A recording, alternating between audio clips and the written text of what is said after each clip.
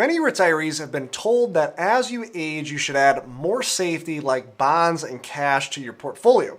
The idea here being that you have less time left in retirement and therefore don't need the same growth rate as you did in the past. In this video today, however, we're going to flip this idea on its head and show a counterintuitive strategy that starts with more safety right around retirement and then increases your stock exposure as you age. We're going to show how this improves retirement outcomes in a number of ways, as well as has a number of other notable benefits.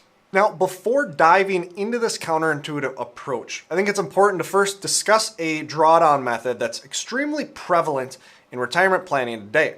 We'll reference this as the traditional glide path. And you can see an example on the screen for what this strategy means for your portfolio over time. When you are young and accumulating, you want to have significant stock exposure, but then as you near retirement and about a decade and a half into retirement, you continue to add more into safety. Now, this is called lifecycle investing, and this methodology is so prevalent, there's a good chance you're using it right now or have in the past. Target date funds that are frequently used in 401ks use this methodology. Vanguard Personalized Advice uses this, as well as a number of other robo-advisors. Many advisors adopt this as the default guideline for rebalancing portfolios. But the problem with this approach is that it leaves a lot to be desired for retirees. As you'll see in this video, it's really a subpar allocation method. Now, before discussing an alternative strategy, there's an important concept that we've discussed on this channel before called the Retirement Redzone. We define the Retirement Redzone as the 5 years prior to retirement and then the 5 years after retirement. And this is named the red zone because it's the most important decade of your financial life. On the screen, you'll see a chart explaining why. Now, this chart shows results from a regression analysis on 100,000 retirement simulations. It shows the explanatory power of each year of someone's financial life. Year 30 in this example is the year this person in these simulations retires. And as you can see, the first couple years of retirement have a massive effect on how successful or unsuccessful this person's retirement actually was. This is a concept called sequence of return risk, and it can both hurt you as well as help you in a big way. If portfolio performance is really strong in this red zone, this will mean great things in your retirement. You can probably spend as much as you ultimately want in retirement. If the results within this red zone are poor, however, it may mean you're at a higher risk of running out of money and at a higher risk of not meeting your goals. And so the question at hand, are there better ways to increase retirement safety through better drawdown strategies? And the answer is yes, and this has been a concept we've been researching heavily over the past few months, and we'll be sharing our findings in future videos. What we found is consistently certain drawdown methods stand out versus others. One of these drawdown methods that consistently shows better results really across the board than the traditional glide path is one we'll refer to as the reverse glide path. In retirement literature, this is also referred to as a rising equity glide path. Now, the concept is very similar when you're young in the accumulation phase. You want to have a large amount of stock exposure in order to try to grow your retirement savings. You have a long time horizon, and so you can afford taking more risk when you're younger. But then as you inch closer to retirement, you essentially flip this approach and now move the majority of your assets towards safety. Now, the diagram on the screen shows this happening in about 20 years to retirement, but it can happen much closer. You enter retirement with a fraction of the stock exposure most retirees actually have. But the key difference maker here is that as you age, you start adding back in that stock exposure. This can happen on a linear basis or more quickly, as you see on the chart on the screen. For the sake of the research today, we're going to use a starting stock allocation of 30% at the beginning of retirement and then add back in 1 to 1.5% into stocks each year in retirement. So we're essentially ramping up that stock exposure. The goal here is you completely sidestep that risk in the red zone with more stable investing. A 40% loss during a stock bear market no longer sets your retirement on a downward trajectory as it might before. Then as you age, you start adding back in that growth. This growth, along with the other income streams like Social Security, give you that long-run sustainability if you live longer than expected. Now, just outside of all of the numbers-based reasons to implement a strategy like this, there are quite a few psychological benefits that certainly shouldn't be overlooked, and we'll discuss a little bit later in this video. But first, I want to share the research around this strategy, both from Safeguard as well as some third-party research to show the strength and added safety from this strategy. When comparing this reverse glide path to the traditional glide path, we saw an improvement in nearly every category over a 30-year retirement. For simplicity's sake, we'll leave out Social Security at first and just look at pulling the normal 4% from a $1 million portfolio to start. We'll then add in Social Security later. Market assumptions are shown on the right side of the screen. In the reverse glide path, both improved retirement safety as well as left a larger amount of wealth at the end. From a success rate standpoint, the reverse glide path beat the traditional glide path by over 4 percentage points. Wealth increased materially in both the average and median trials, as you can see on the screen. And on average, a retiree's portfolio would have grown larger in great trials and had a smaller risk of near failure during those poor trials. Across the board, retirement outcomes are improved. Don't just take my word for it, however. Michael Kitces and Wade Pfau, some incredible retirement researchers, found similar conclusions in their research as well. I'll share two of these charts with you. On the screen is a heat map with a starting equity allocation on the y-axis and then the ending equity allocation on the x-axis. The highlighted box in the upper right-hand corner shows a rising equity approach where this retiree starts with a smaller amount of equity at the beginning of their retirement and then increases this through time. The lower left-hand box shows a traditional glide path. Success rate increases by 2 to 4% in the rising equity allocation. The lower left-hand box shows a more traditional glide path where you start with a higher amount of equities and then you drop that through retirement. Now, success rate increases by 2 to 4% in the rising equity allocation, which lines up exactly with our research. But this is not the only improvement. The amount you're able to take for retirement income also grows by nearly 10% in most cases. Now, this is all quite compelling, but I must stress the importance of following this methodology strictly.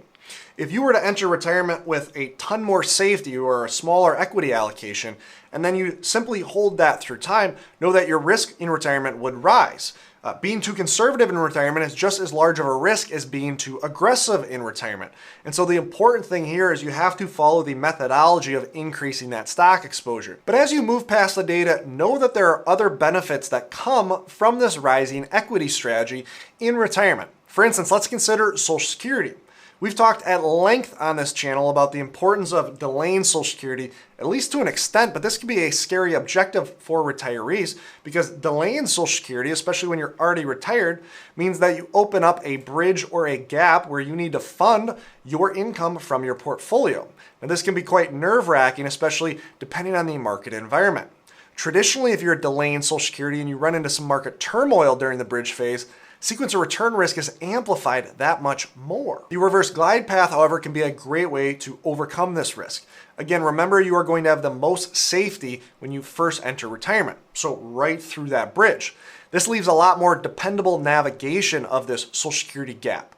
Then once Social Security turns on, your income need from your portfolio drops. You can allow your equity exposure to then fill in the income gap that you no longer need. And so now when we layer back in Social Security, once again through our 1,000 simulations, both safety and portfolio incomes were improved. Another clear benefit with this strategy is the income path that most retirees will follow. Studies show that spending drops as you age due to health and the inability to use your wealth as effectively as you age. Essentially what we see is discretionary income drops as you age because you exit those go-go years, you enter the slow-go, and then the quote-unquote no-go years. Because of this, we really urge our clients and other retirees to spend heavier on the front end during the commonly coined go-go years. Normally this creates extra stress on the plan when we're spending more heavily in the retirement red zone. But once again, we see a benefit of adding extra safety here to help fund those go-go years. Another important variable is the psychological side of retirement that often doesn't get talked about enough. Time and time again, we see stress and emotion rise significantly right around retirement. And this is for two critical reasons. Dollarized impact of market performance is the largest it's ever been because your wealth is typically the largest it's ever been at retirement. 15 years ago when 2008 happened and your portfolio was, let's say, $1 million, those losses hurt, but you could continue working, continue adding to your portfolio. Now that your portfolio is, let's say, 3 times as large, those losses could be gut-wrenching if 2008 happened again today. Because of this adds a ton of extra stress to a retiree that's navigating this new transition. And that's really the second point here is as we navigate this new transition, there's extra stress and emotion that we have to navigate as well. You're no longer bringing in a paycheck. Now this sum of money that you saved up for this long now has to sustain and fund your entire income. This ties more emotion and stress to your portfolio. Over the past 18 months, many of you have seen years worth of income vanish from your retirement portfolio just due to investment losses. And this is difficult for everyone to stomach. We have a number of clients that have been following this reverse glide path, and they've seen a massive amount of psychological relief over the past 18 months because of it. From not only having more safety, but having the right amount of safety, and thus avoiding a ton of the loss that we've seen over those past 18 months. And then finally, we see favorable results with this glide path method if we look at multiple time horizons here as well. So that's a big question where we don't know how long you're going to live in retirement. We have to try to defend against risks of ending retirement sooner as well as living longer than expected in retirement. Well, if you think about the situation quite deeply, we actually see that the reverse glide path can improve this situation. Let's say you have a shorter retirement rather than a 30-year retirement. On a 15-year retirement, you should have enough wealth saved up that a conservative portfolio should be able to last completely for those 15 years. And in fact, having a very aggressive portfolio risks more in a longer time horizon than having a more conservative portfolio. The reason being is because fast and large enough drops can eliminate a ton of that wealth and now leave you with half the portfolio you were expecting. In this case, having the added safety at the beginning of retirement doesn't really cost you at all. But a reverse glide path also sustains a longer retirement quite safely as well.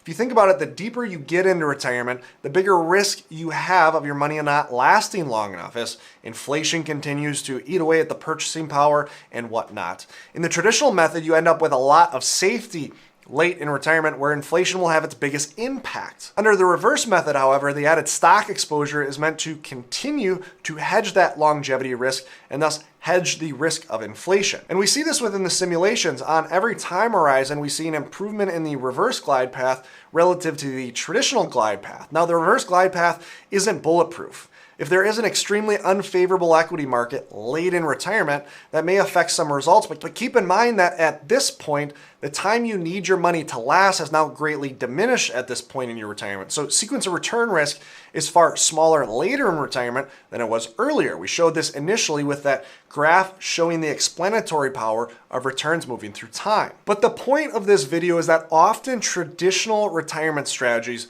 leave retirees in a provably worse position, or at least when we run the data, a provably worse position. And this is because there's still a lot of innovation that can happen in the retirement planning space. And so because of this, I think it's important to look at a lot of counterintuitive approaches or approaches that go against the traditional methodology. If you like this counterintuitive approach to drawing down your assets, I think you're also going to find this counterintuitive philosophy for spending your wealth in retirement quite interesting as well. You can click on this video right here to learn more as we talk about a relatively controversial way to manage your wealth in retirement. Always remember, you don't need more money, you need a better plan. Thanks for watching.